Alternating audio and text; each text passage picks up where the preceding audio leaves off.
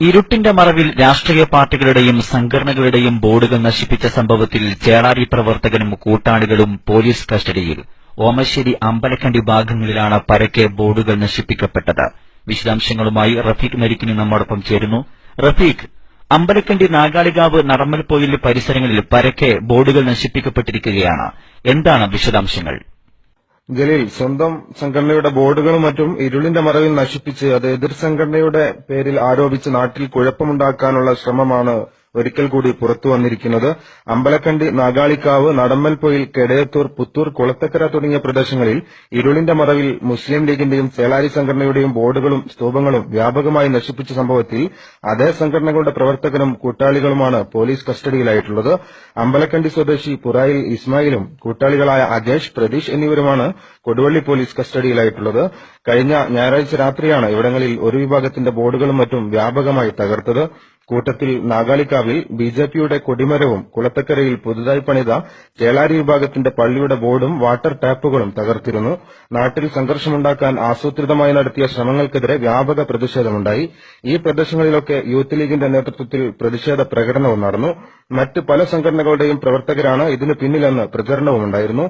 അതിനിടയിലാണ് league Chelari Sunni പ്രവർത്തകനെ police കസ്റ്റഡിയിലെടുത്തത്. നേരത്തെ അമ്പലക്കണ്ടിയിൽ എസ്എസ്എഫിന്റെയും സുന്നി പരിപാടികളുടെയും ബോർഡുകൾ നിരന്തരം നശിപ്പിച്ചതിൽ പ്രതിയായ ഇസ്മായിൽ ഇക്കഴിഞ്ഞ നിയമസഭാ തെരഞ്ഞെടുപ്പ് സമയത്ത് അമ്പലക്കണ്ടിയിൽ കാന്തപുരം ഉസ്താദിന്റെ കോലം കത്തിച്ചതിന് നേതൃത്വം നൽകിയ വ്യക്തിയുമായിരുന്നു.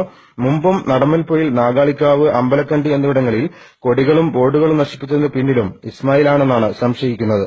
ജലീൽ, റഫീഖ്, ഇത്തരം സംഭവങ്ങൾ മറ്റു പല സ്ഥലങ്ങളിലും റിപ്പോർട്ട് ചെയ്യപ്പെട്ടിട്ടുണ്ടല്ലോ. ഇത് അവരുടെ ഒരു ഒളി അജണ്ടയായി കാണാൻ സാധിക്കുമോ? തീർച്ചയായും അങ്ങനെ സംശയിക്കുന്നതിൽ യാതൊരു തെറ്റുമില്ല.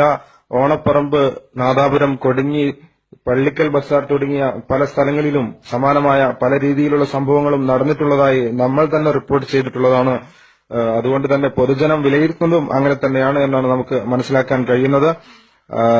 തീർച്ചയായും അവരുടെ ഒരു ഒളി അജണ്ടയുടെ ഭാഗമാണ് ഇത് എന്ന് നമുക്ക് മനസ്സിലാക്കാൻ കഴിയും. ആസൂത്രിതമായി ഇരുളിന്റെ മറവിൽ പല സ്ഥലങ്ങളിലും ഇതേപോലെ സംഭവങ്ങൾ ആവർത്തിച്ചു വരുന്നു.